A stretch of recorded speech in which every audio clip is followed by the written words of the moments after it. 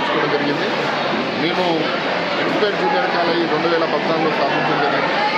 ప్రతి సంవత్సరం కూడా ఫ్రెషర్స్ డే, ఫేర్వెల్ డే 2 కార్యక్రమాలు నిర్వహించుకోవడం జరుగుతుంది. విద్యార్థుల యొక్క మానసిక స్థితిని పెంపొందించడానికి, ఉల్లాసంగా ఉత్సాహంగా వాళ్ళ మేధస్సును పెంపొందించడానికి మోటివేషన్ స్పీచెస్తో పాటు కల్చరల్ యాక్టివిటీస్ని నిర్వహించడం జరుగుతుంది.